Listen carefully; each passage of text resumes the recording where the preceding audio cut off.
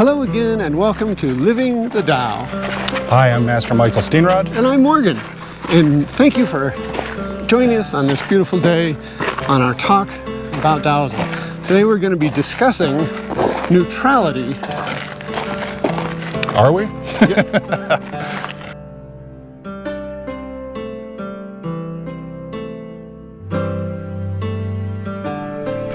Neutrality, as a general term, seems to be preferred in Taoism. Why is it preferred and how do we do it? What does that mean, neutrality? Well, it's not intended to be a social reference first. So it's not first sphere type of stuff. With it, it's a karmic concept on how you accumulate energy. Or to use, let's say, a more old term that the vast majority of people will not understand unless you've been following the talks for a long time. Yeah. It's an issue of ling. Ling. So neutrality is also joined with the concept of wu wei. And okay. Can we define ling? A quick, easy definition of ling? Ling is both the cumulative energetic force of the person, their connection to the Tao itself. Yeah, let's stick with that. Okay, so, connection to the Tao. And what that is that it's the totality of that individual's two components, their energetic self and their relationship, how it's transformed them over time. And it creates something that has a presence to it that is oftentimes referred to as ling. Okay. So okay, it's your Tao identity. Well, it's all things possess a ling. It's just not necessarily high on the scale of ling.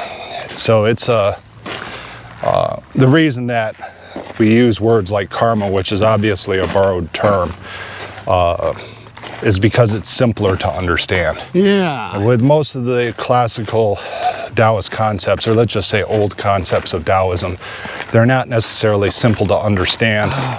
They're much easier in the living and less within the understanding within your mind. Oh, I see. So, the living in implementing them. Right. We have a sort of a native understanding of them. For a practitioner working within that world, ling is a better description.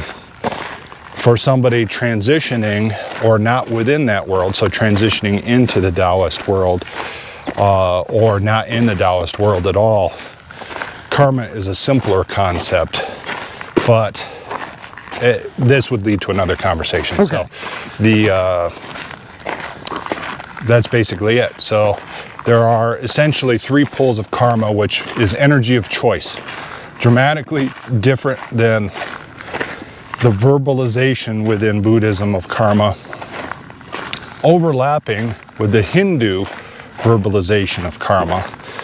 But by verbalization, you mean like how people talk about it. Okay. Okay.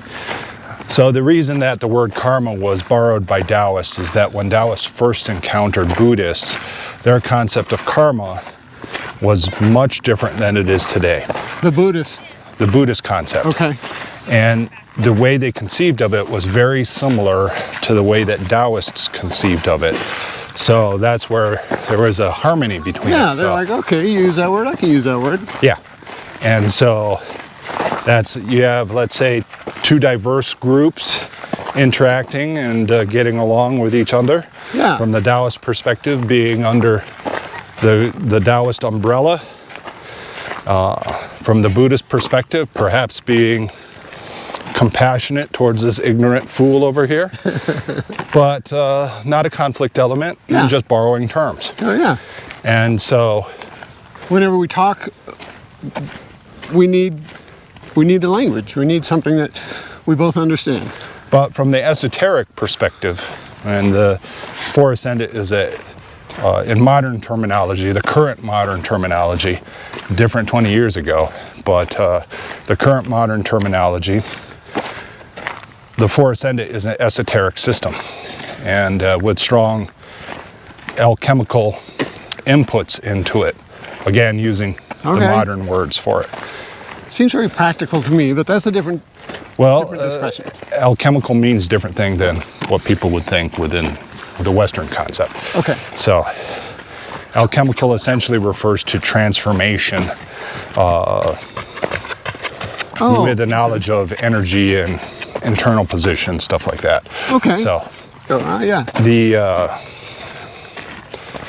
So in the esoteric approach, karma breaks into 3 parts, and that's either a positive, a neutral, or a negative. So when we're talking, and I won't go over that model at depth because we've done that plenty of other times. When we're talking about neutrality, we're talking about the central component, and that is the central path. That is both the most difficult to do and the most abundant. The most abundant. Right, it's the easiest to make gains on if you can put yourself into the correct position for it. So it has the most opportunity for abundance. Yeah. Okay. And the reason for that is that your neutral response is essentially hard to force if you don't have the practices. But let's say you have a meditation regimen that is designed to release you from instantly forming opinions about everything. So I'm trying to find a way of explaining this in very simple terms. Yes. And whereas actually in most practice, simple explanations are never used. You just do the practices and then go, that's that. And so that's the solution set for it. But we're talking about it. So when you look at karma, most people think of karma as being a human-to-human interaction thing.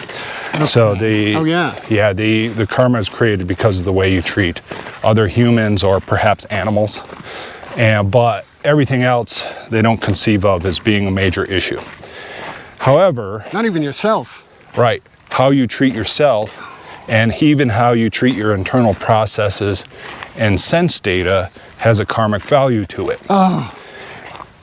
By most of that, if you were to just isolate it, it's small, tiny karmic rewards.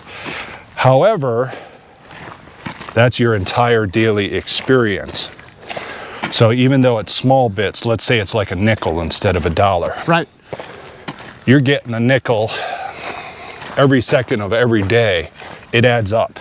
Compound interest, man. Whereas if you are on the positive or the negative, you have to undertake a much more deliberate act in order to create the same type of yields. So those tend to have to be bigger things. So instead of, let's say you're good at what you're doing, so you make a $50 bill through your activity. Although your internal world still does matter and can dramatically undermine people when they're pursuing karma because they think, well, I'm treating everybody well. It's like, well, you didn't treat yourself well, and that's actually the only thing you own. But with the yield is essentially these small continuous returns off the neutral pathway rather than big single hits. Yes.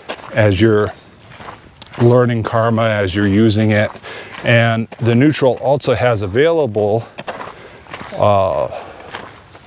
to him or herself the big hits, primarily because the more base karma you have, the bigger the outward hit you can do. Oh, because you got the power now. Right, so you're looking at, I hate to say it this way, with the neutral pathway, you're looking at compound interest.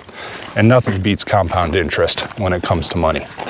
You know, you can win the big spin on the roulette table in Vegas. You can get the big return off of this or that, but if you just have it cooking along non-stop, every minute of every day, you eventually end up with more than any person could imagine. Yeah.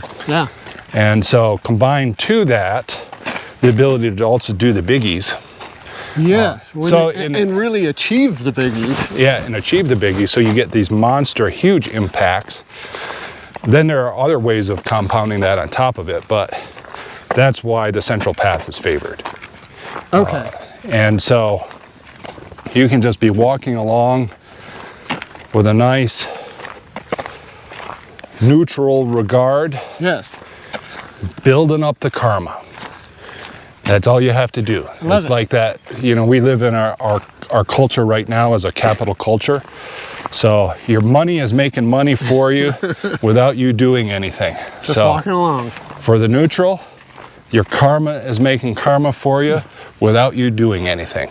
And that's just by you being in the right place at the right time internally.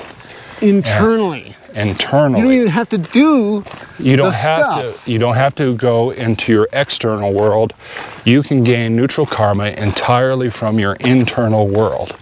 So it's a compounding, automatic system of yields. If you mess with it, it falls apart. But as long as you stay in the proper position, so right time, right place, internally, it yields. And you simply grow more and more powerful. So that's the reason that Taoists favor that pathway. Yeah. If you sit back and pull, let's say pull back the camera away from the excitement, and you look at it, it is obviously the Taoist methodology for doing things. It makes perfect sense. Right. It's literally like, yeah, you just set it all into process. You're in the right space at the right time, internally, externally, massive amounts of build for the ling. Nice. So, and you don't have to do anything else. You don't have to fit a modern social, and in America, capital definition of what it means to do a thing in order to build karma.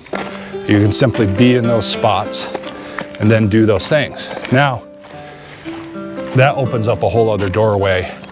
Is this a short or a long? This is a short. Oh, well, I think that's enough then. So, To be continued. Sorry, guys. cliffhanger. Yeah.